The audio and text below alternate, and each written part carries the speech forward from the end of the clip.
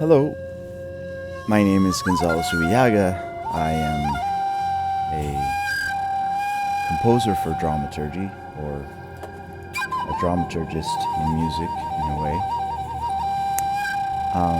I wanted to share today something that is interesting to me,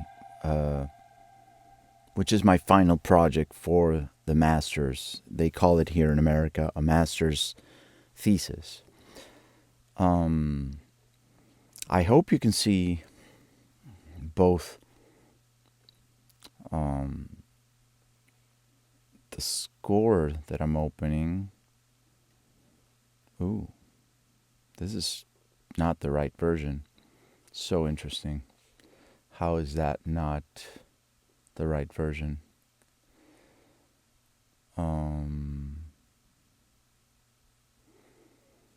Okay, I'll have to look for it. So that means I have to go into my never-ending drama with locating things in my own computer. If you're anything like me, oh man, it's hard to go through this, but I should be able to find it.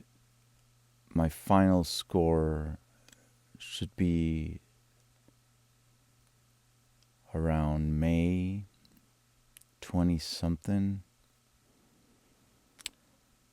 Okay. Engraved. Is this the one? Final score in C, May 23rd, 4 p.m. This might not be the one. How embarrassing. Well, yeah, managing files is not my forte for now. That's something I can't do yet. I have to have a lot of patience with myself. I'm a person that learns really slow, but once I learn something, I implement it with a lot of consistency. Folder finding is, as you can see, a problem I have. And if anyone is interested in us going through a process where we kind of heal this, I would be super interested in knowing, what is a good way forward with this. My professor at UMKC, Dr. Paul Rudy, who's so generous, he was my mentor for 2 years there. He gave me a system that was so concise. He was like, okay, no external drives. I have everything in my internal drive. I have folders for older, as in older scores. And I have a folder for the current scores that I'm working on. That's everything I need.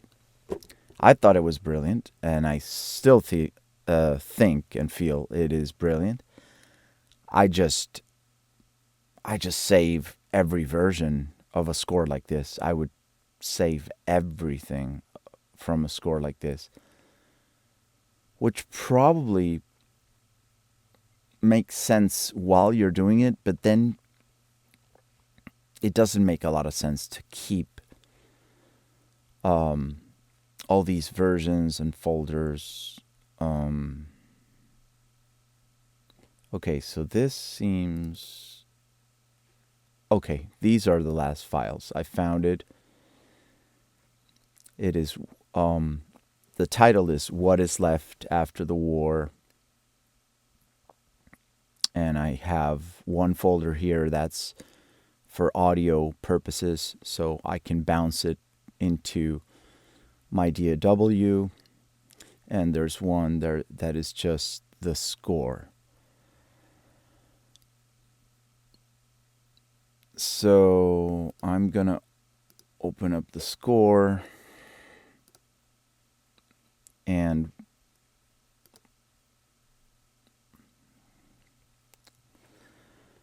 yeah, so this is the score. As you can tell, This is the final version of the score. As it is a master's thesis, it needed to be somewhat substantial, so you can write possibly a chamber piece that is a little bit longer, like 13, 15 minutes, around that. Or you can write an orchestral piece, which I did here. This is my beautiful cover. What is Left After the War is a concept that I came up with after years and years of war with myself. This is going to be a longer video. I hope that's not a problem. And I hope you're interested in this. This is my cover is a painting by Nestor Ali Quiñones. He's a really good friend from Venezuela who donated a Mussorgsky in his dying bed painting. Mussorgsky from Pictures in an Exhibition. This great composer was painted by Respin, a Russian painter, young painter at the time, who went to his hospice when he was dying and painted him. And this is an actual sketch on oil that he did of his one of his children, Onay, when he was a lot younger. Now Onay is a great painter himself and won El Salón Arturo Michelena for young painters and artists in Venezuela. So this is a work for orchestra. It's double winds. These are some of my performance notes. There is a recorder played by Flute 2. That's the quirkiness of it. And it's also a dramaturgy work for the concert hall, basically. I don't know if you can see here, but there's a sketch. There's me sketching out and transcribing my ideas for the recorder, which is kind of an interlude in the middle of the piece where I use native Venezuelan, very primitive sound there. So I'm going to play you through the piece, and hopefully you will get a sense of what the piece is like. The piece is only 13 minutes long when, you play it back from a computer. It's a little bit more, of course, normally. Okay, with no further ado, What is Left After the War. I hope you enjoy it, and maybe I can talk a little bit by the end of it. Here we go. 3, 2, 1.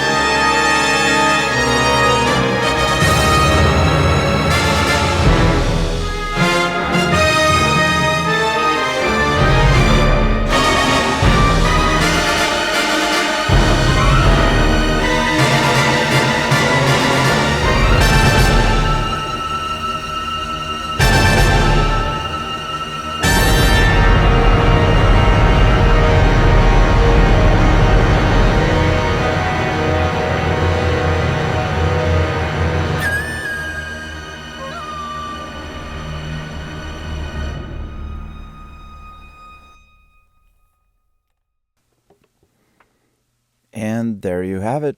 Um, so as you can see, it's meant to be a concert piece, but it's a larger scale. I was trying to go for a larger scale thing here, and it's modular in the sense that it's written, inspired in film suites from second half of the 20th century, I guess. But it has a lot of characteristics from native Venezuelan sounds, such as the native flute, but also how all these grooves come into being as you know, Venezuela, we're in a crazy moment, as many of you know, in the world. We are all in a very difficult moment, and this is a piece that I offer up in a way as a collective, trauma, and trying to heal and process collectively. This might never be played, and I'm fine with it, but I think it's a good attempt at offering something that sounds pretty Venezuelan. Here in the agitato, this is kind of brought from tambor de costa, drums from the coast of Venezuela. And you can kind of hear echoes of the guaruda, which is the seashell that they play, in a frenetic collective dance, with the drums, in places like Naiguatá, where I basically grew up. Apart from Caracas, I grew up very close to Naiguatá, and you could hear it in the distance, almost, any festivity was those drums,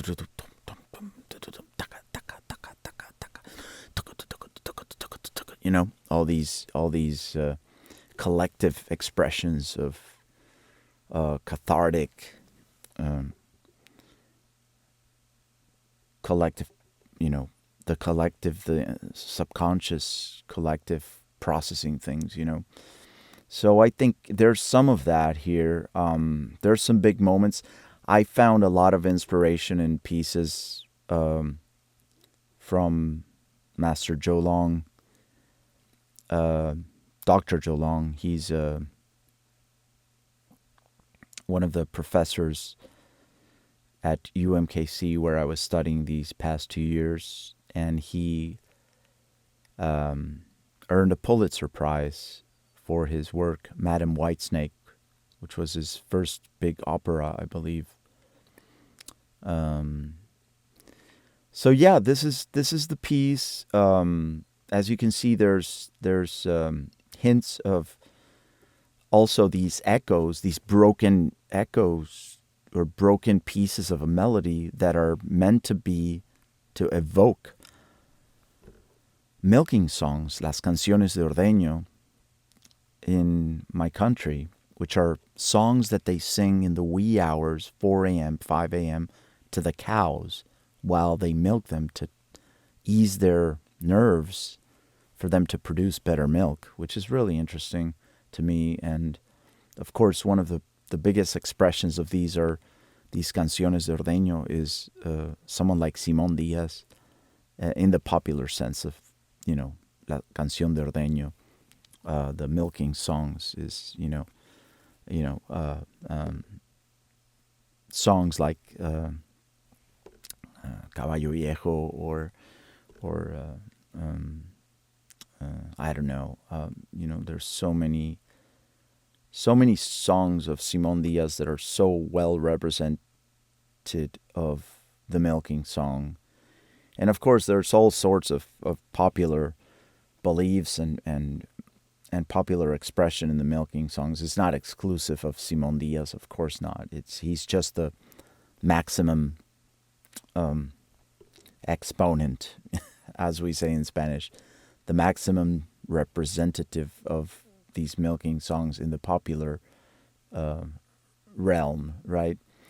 So as you can see, it's a pretty complete piece. I still leave it open because we are still at war in Venezuela, and there's supposed to be some form of acceptance of reality here, and there's supposed to be some acceptance of where we're at, which is really difficult. That's part of the process of recovery for me as a human being and a musician, was to accept where I was. And that's why I went back to school late in life, because I needed to kind of accept where I was musically. My musicianship was not there. And I don't I still don't believe it's there, but I want to keep propelling this forward so I can be the best version of what I can be.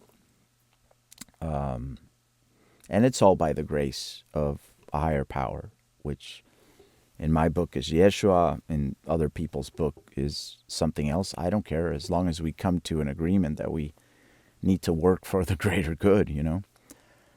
And I'm sorry, I'm getting into the weeds, into the politics or whatever we call that, but I do believe in a God. That's fine.